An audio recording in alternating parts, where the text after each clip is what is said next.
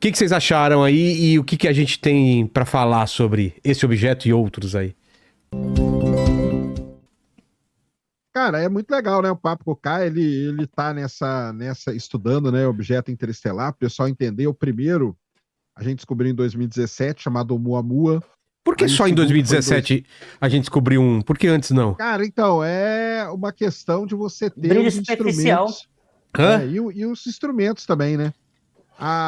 Os astrônomos hoje eles têm uma série de telescópios que são especialistas em descobrir determinados tipos de objeto. Então, um desse grupo de telescópios chama Pan-STARRS, que fica no Havaí, que é o que descobriu o Oumuamua, e um outro grupo de telescópios é o Atlas, que Não, é o fica mesmo. no Chile. O Pan-STARRS e o Atlas são dois Fazem- sistemas de telescópios do mesmo grupo de pesquisa da Universidade do Havaí. Ah, é? Não, é do Torrey, mesmo grupo. Larry Eles são do Dino, mesmo os grupo, mesmos só que caras ali. Isso, só que são instrumentos meio um pouco diferentes, né? Um fica aqui no Chile e outro no Havaí. E o mais legal de tudo isso é que em 2019, um astrônomo amador descobriu um, que é o Borisov. Aí ele tem esse nome por causa que é o nome do cara que descobriu. E é um cometa e tudo mais. Então, assim, como ele falou aí no final, né? Nós estamos, isso aí eu concordo 100% com ele, nós estamos realmente entrando numa nova era. O Vera Rubin, que é esse grande observatório novo aí que foi inaugurado agora há 2, 3 meses atrás, ele tem a capacidade, as estatísticas que o pessoal fala, é de descobrir insano. um a cada mês, um objeto interestelar a Caramba! cada mês. E igual ele falou, né? Quando você pega. Porque o que acontece? O Vera Rubin, ele terminou e ele começou a fazer imagem do céu. Imagem que a gente chama de comissionamento, que é uma imagem para você testar os equipamentos. Ela não tá, não tá valendo ainda, mas você tá testando. Sei. Quando foram pegar essas imagens, o 3 e Atlas estava lá.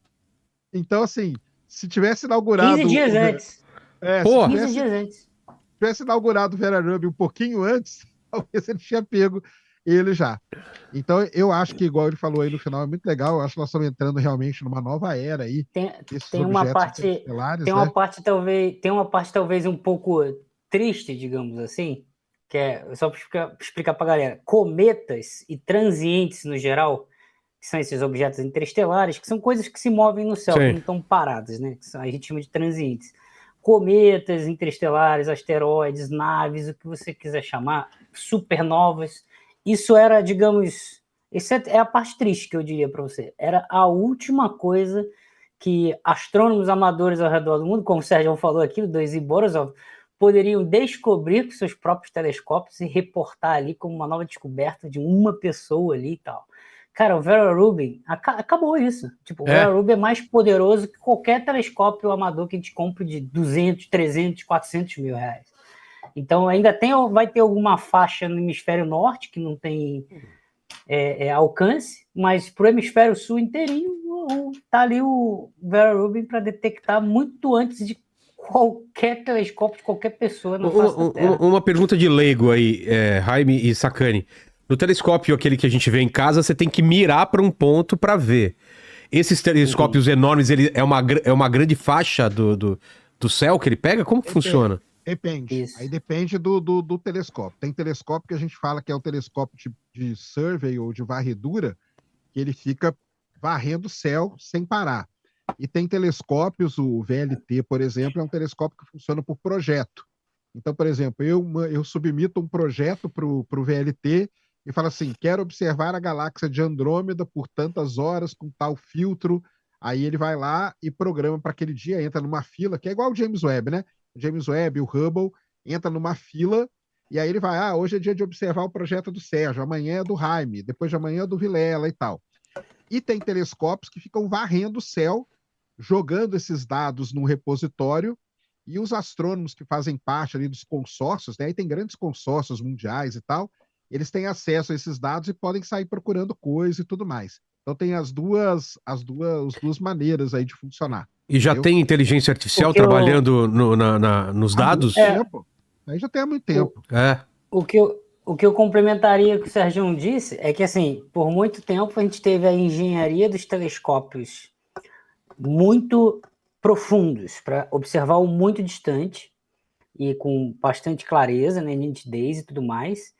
E aí, se você quisesse perder essa profundidade para observar a maior quantidade de céu possível, você perdia essa nitidez. Aí vem o Vera Rubin e os caras resolvem construir uma câmera de 3.2 gigapixel. É a maior câmera do mundo. Então, ele é de varredura, assim, de céu aberto, né, pegando bastante cobertura do céu, ao mesmo tempo, ao passo que consegue ser melhor em termos de aprofundamento do céu do que todos os telescópios que a gente compra aí de, sei lá, 1 milhão de reais, sabe? 3, 5 milhões de reais. Então é um negócio realmente absurdo, não só do ponto de vista astrofísico, mas de engenharia. É a maior câmera do mundo já construída pela engenharia. Então isso é insano. E para descobrir esse tipo de objeto, asteroide, cometa, objeto interestelar, o telescópio ele tem que ter um campo grande, porque ele tem que ver um grande pedaço do céu, porque se esse objeto mexe ali, se eu estiver vendo num zoom aqui, eu não vejo ele. Então tem que ser um telescópio que tem uma abertura muito boa e uma distância focal ideal, porque a distância focal é igual lente de câmera, né? Que você regula. A distância focal, isso, a distância focal é o que a gente chama ali meio que da velocidade. Então, o telescópio ele tem que ter uma grande abertura e uma velocidade a ponto dele não perder esses objetos. Então, por exemplo, o Cristóvão Jacques, que é um brasileiro, ele tem um telescópio desse, ele descobre objetos e tal, não sei o quê. E quando eu fiz live com ele já várias vezes, o pessoal falava assim, coloca na Lua. O telescópio dele não serve para ver a Lua. É porque é um telescópio específico para isso. Então, esses projetos aí que a gente falou, tanto o Pan-STARRS como o Atlas e alguns outros que tem, eles têm instrumentos dedicados para esse tipo de detecção, entendeu? Então, isso aí do que o Jaime falou é legal, porque a engenharia aí de telescópio, agora o pessoal consegue investir uma grana violenta num telescópio que vai dar um zoom específico e investir uma grana violenta também em telescópios que têm uma boa abertura para descobrir esse tipo de objeto. Por isso que demorou, né? Por isso que demorou tanto tempo assim para a gente chegar a descobrir um interestelar desse. O lance é, não sei se o pessoal acompanhou o nosso raciocínio aqui. Olha só, galera, é o que a gente descobriu. Não significa que não tenha passado por aqui outros nem que cometas, esteja aí, né? naves, o que você quiser. Porque esses que a gente conseguiu ver, eles passam, né, a uma distância suficiente para conseguir pegar com o telescópio aqui da Terra. Mas você pode ter tido outros que passaram cruzando lá em Júpiter, lá em, sabe, Urano, Netuno, então, e são interestelares, só que passaram muito distantes que a gente nem conseguiu ver, nem detectou, nem nada. Isso que eu ia perguntar, a gente colocar telescópio na Lua ou em Marte, por exemplo, ajudaria alguma coisa ou não? Com certeza. Por quê? Porque ali você pode se blindar, por exemplo, dos sinais da Terra. Se você colocar um telescópio de rádio, por exemplo, atrás da Lua, você consegue se blindar dos sinais. Você consegue se blindar dos sinais de rádio saindo da Terra aqui, que acabam às vezes fazendo um blend no sinal que você quer observar de fundo do céu, e aí atrapalha. A tecnologia de radioastronomia aumentou bastante, a galera consegue separar os canais, ainda mais com machine learning e tal, mas a precisão de você fazer isso na Lua é insano. Fica protegido. Aqui na Terra a gente ainda tem a atmosfera que espalha a luz, nem todos os comprimentos de onda conseguem chegar, nem toda parte da luz consegue chegar no telescópio, né? Parte dela pode se espalhar ali na atmosfera, ser absorvida, interagir com o nitrogênio e oxigênio da atmosfera, e a gente perde um pouquinho das coisas ali. Aí, tanto que tem muito projeto que, na hora de observar, é só o Hubble ou o James Webb. Não tem como fazer aqui da Terra. O próprio 3i Atlas dá para dar um exemplo disso, em que só o James Webb foi capaz de observar ali a parte do dióxido de carbono, o gelo de água descoberto, né? A hidroxila lá, o OH, só com o James Webb, porque aqui na Terra esse infravermelho chega e não passa.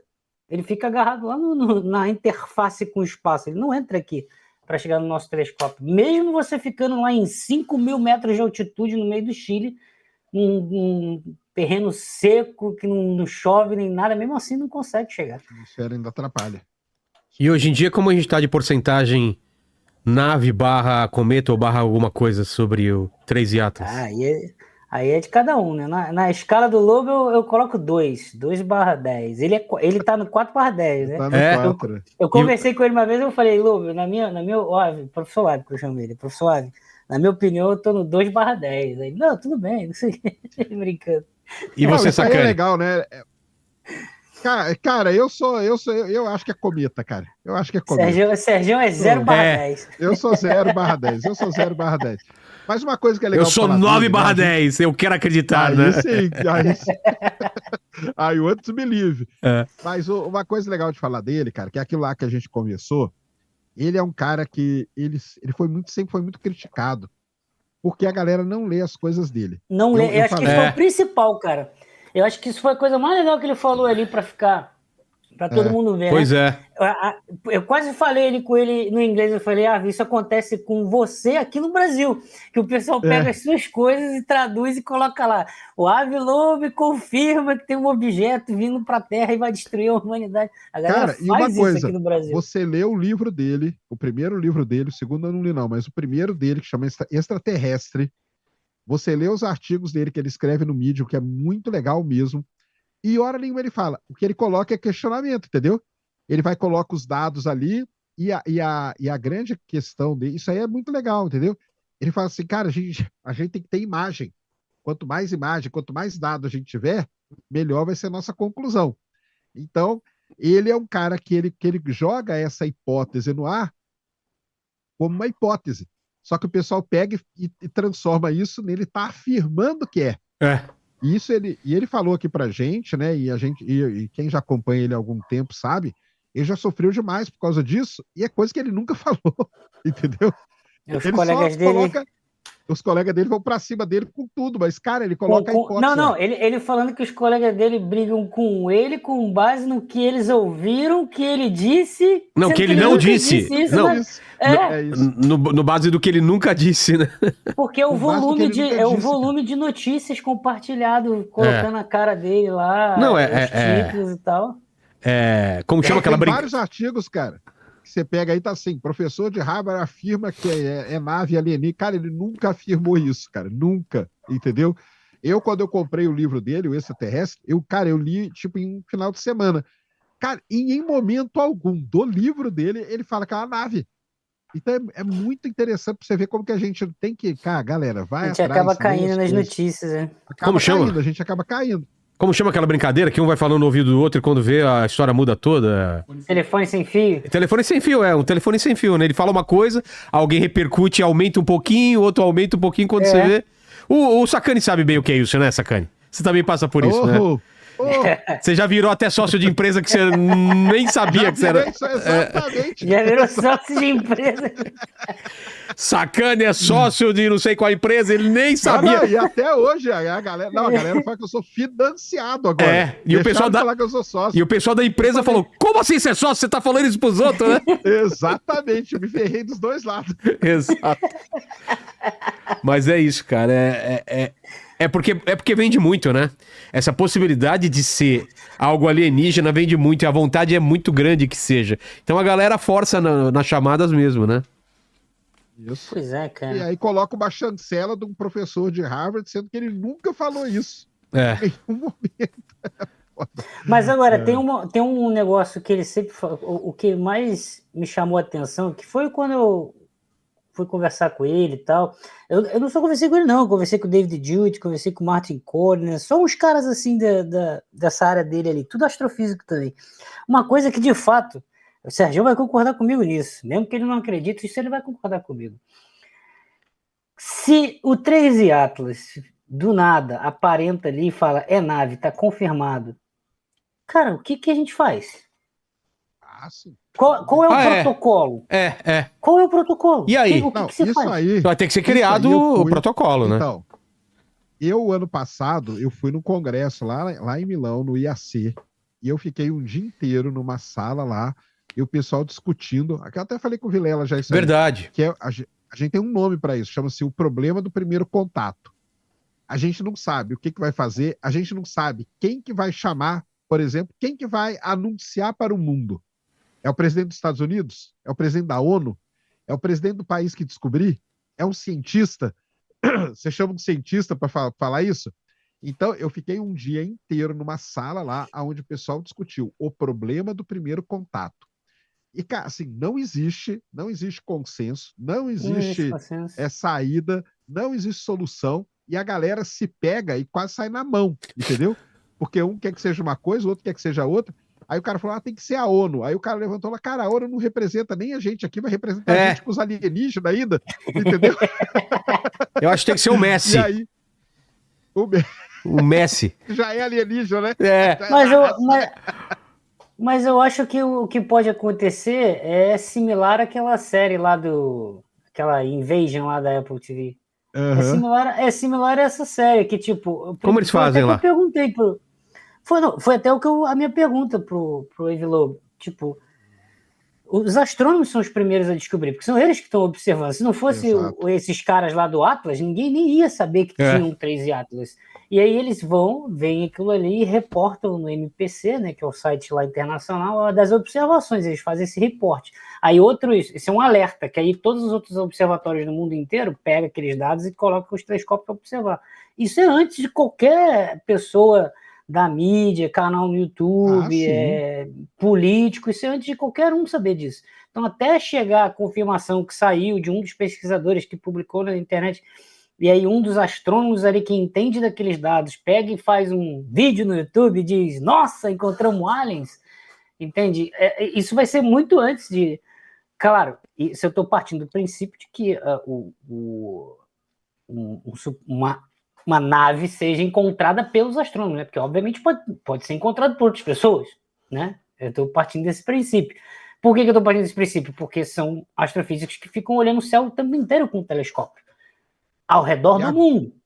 E agora o objeto está sendo muito estudado e os amadores agora, né? Então tá muito legal isso, que ele tá num momento agora. Quando eu digo astrofísicos, eu tô incluindo os amadores também são astrofísicos. Todo mundo, tá com o telescópio na mão é astrofísico para mim, entendeu? Então, eu tô incluindo todo mundo que fica o tempo todo ali com telescópios olhando para o céu, tirando foto, fazendo análise, todo mundo.